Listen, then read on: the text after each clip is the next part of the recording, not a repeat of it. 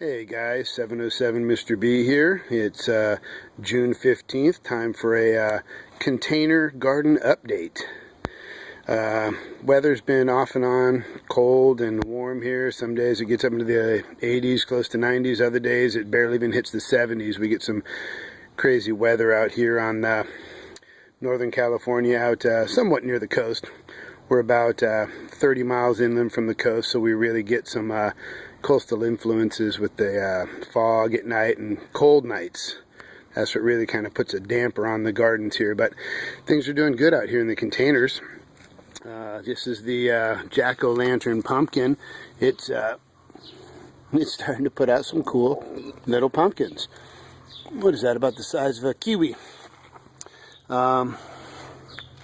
This guy I'm just kind of letting crawl all over the place. It's getting some nice, it's got male and female flowers all over it.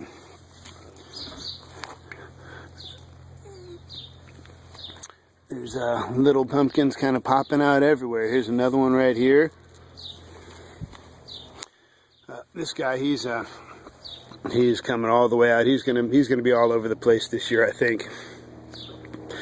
The zucchini, green zucchini, is dark star zucchini. This guy's doing pretty good too. I've done a little bit of hand pollinating out here with the flowers. Basically what that involves is taking your male flower like this, peeling off all these petals, and taking the center portion, I believe the stamen, which is covered with the pollen, and you actually pop open your female flower there and put it right inside on its pollen collectors inside there to pollinate it. And that's if you're not getting a lot of bees coming around helping you out. And we're not getting a ton of them right now, so I have the time to be able to do that myself manually. But there's a few guys growing in here. There's another one down in there. So that plant's doing pretty good too. I try and thin out, since I put 3 inside of one barrel, I kind of try and thin out those inner leaves just so it gets good airflow. This is the red crimson watermelon. It's growing slow. It's starting to pour over the sides there too. There's not really anything that looks too much like any little melons on it. It's got some little flowers here and there, but it's doing well also. This one's doing real well. This is the cantaloupe on the teepee. It's really climbing up. I mean, there's more vines than what can go up that teepee, so I've got it kind of spilling off the sides there too. It's going to be pouring over all the sides.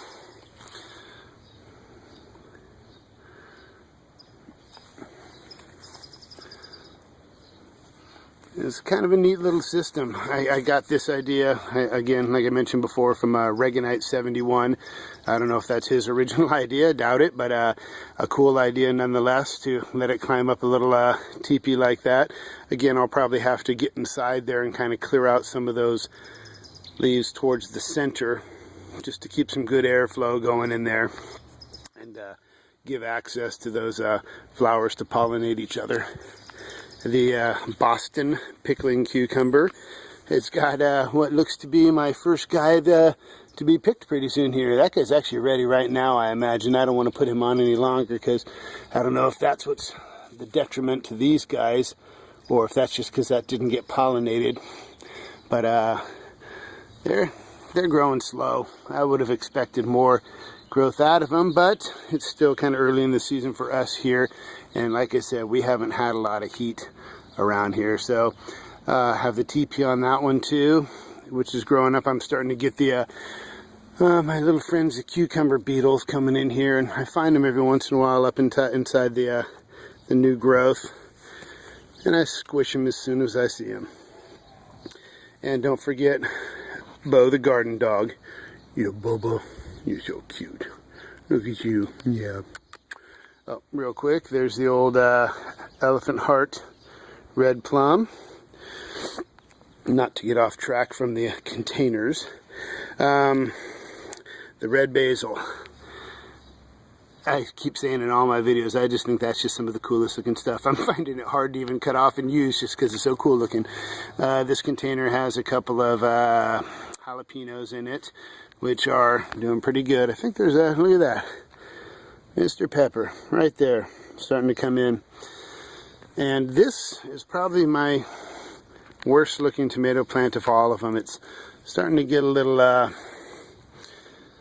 wilt on there. That I wouldn't be too concerned about because it's on such a low leaf, but when I'm starting to see stuff up top like that too. I got a little sprayer yesterday that I can put my compost tea directly onto the plants also. I'll see if that'll kind of help get it up underneath the leaves and everything. Composter doing good. This side is, we're not adding any more to this side, letting this one just kind of cook. And it's doing pretty good. This side, it's loaded with everything. I've got clippings in there. I've got coffee grounds in there, roots from old plants. Just fill it up with anything and everything. Let it go. Excuse me. Another barrel here, that beautiful red basil. This one's got the poblano peppers in it, 2 of them in there. And then this is actually the one with 2 plants in it. The one on the right here is the sweetie, which is a cherry type variety. And the one on this side is the red calabash, which I've mentioned in other videos, is the one that just keeps dumping all of its blooms. So, but looking super healthy otherwise as far as growth and production. The blooms up top, they're just pumping out like crazy. But let's see if I can show you. See, I mean, they got great blooms here, but you look down below, I'm not seeing them right now. You don't even see many blooms. Oh, here's a branch right here. You know, I mean, just nothing left on it. Kind of stinks, but oh well. And again, I've lagged on trying the old apple juice method that Reaganite's been doing. It's been too busy with other things, but I'll try and get on that today. Old container. This is some herbs that kind of they sat in an area of the yard that just had too much shade, and these are actually left over from last year, and they just look ugly. So I'm gonna take most of this stuff out of here. I think that mint, this is the mint spearmint, it just goes crazy. It took over the whole thing. It just reroots everywhere. So I'm going to put that in its own separate pot. Lemon verbena, this stuff smells just awesome. I might put it in its own little pot too because it's looking a little sickly. It's mostly just because they were sitting in an area with no sun. The strawberry pot, chives, green onions, still been eating those. They've been pretty cool. They've actually been in the ground a little too long. They're starting to actually bulb up to, you know, about the size of a grape down below there, but we just use them as regular onions too. The little peach tree, I cut off all that growth down below there because it's not going to be beneficial growth later on, and just cut it all off to put growth up towards the top part up there. So it's doing all right. I started getting a little bit of peach curl on it, but plucked those off and kind of put a bunch of compost tea on it, put it all over the leaves, and it kind of nipped it in the bud. See, it kind of took its toll over here on these branches, so I just plucked those leaves off. But otherwise, the rest of it's still looking pretty decent. The little oak tree, and this is the last of my wine barrels anyway. This one has the green bell peppers in it, and they're starting to they're putting out some buds. They're putting out some good growth. This one's got some nice buds up top on it. It's really getting bushy. I like that one. And this is the Woodle orange tomato. It's probably got my couple biggest tomatoes on there. You know, that one's about the size of like a 50-cent piece, about a quarter.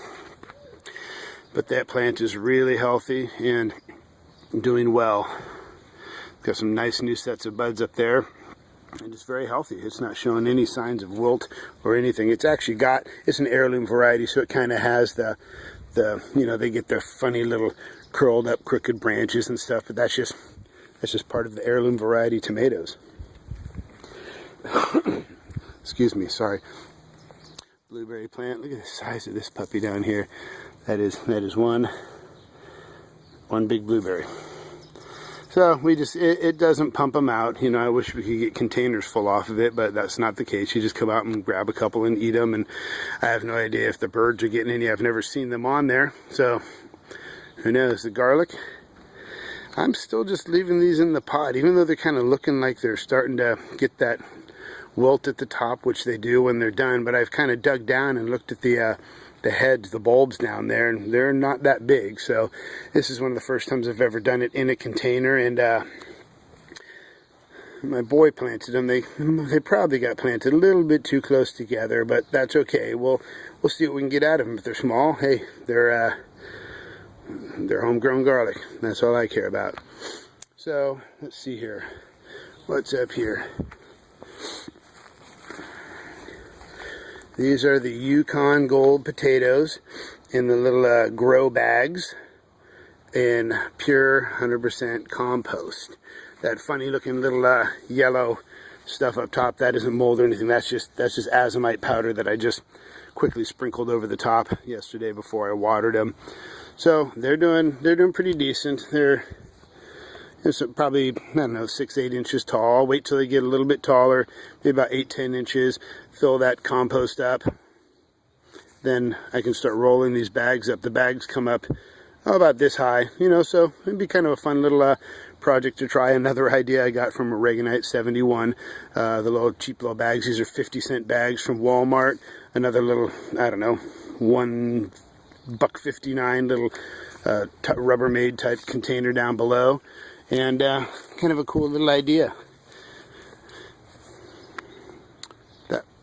That way you can just get your extra growth out of it, and at the end of the year you're not digging anything out of the ground or digging anything out of the barrel. You just dump these things out onto like a plastic bag. So they're actually in an area too that gets a little bit more shade than I would like. They probably don't get sun on them till, you know, 1 in the afternoon, but then they get about 7-8 hours after that. But it's one of them things with a small yard, and using containers, you put things where you can, and try and do what you can with what you got. So that's pretty much it for the container stuff. A quick little shot of the raised bed with the peppers and tomatoes. It's doing real good too. They're I'll give you another little shot just real quick. I'm not going to go over it real fast, but you know, these things are already getting 30 inches taller, so they're really coming up those strings. You can see I single and double stemming them, clipping off the suckers. That's why they don't look like huge bushy plants, because I'm actually taking off all the suckers, and we've been replanting those into the soil. And my boys are actually out at a lemonade stand right now selling a bunch of organic peppers, my extra peppers, and pepper plants, I'm sorry, and the suckers that we planted about 3 weeks ago. They just turned into nice big plants. They're all about like 12 inches tall now, so that's been real fun. The other garden in the back, that's where all this stuff was over there that they're selling today. Collards doing good, lettuce doing good, broccoli doing good. I pulled up a bunch of the bok choy. I left just a couple of these over here for seed pods. This area was the rest of the bok choy and the spinach. Pulled those up except for a couple of seed pods that I'm going to use for spinach. Chard's doing okay, beet's doing okay, onion's doing okay. So that stuff's doing good. Something else I wanted to show you was this awesome hydrangea that we have going here. This is my little compost tea over here, where we have city water here, so we have chlorine.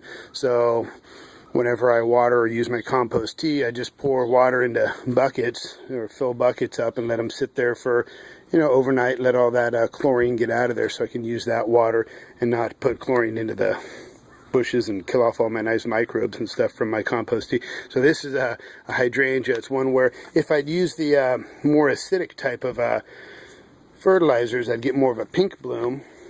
But I've just been putting compost tea on it, and I get these awesome blue blooms. I mean, they're huge too, but they're just everywhere. I think this is called an endless summer variety. It just blooms and blooms and blooms all year, and just an awesome look to them.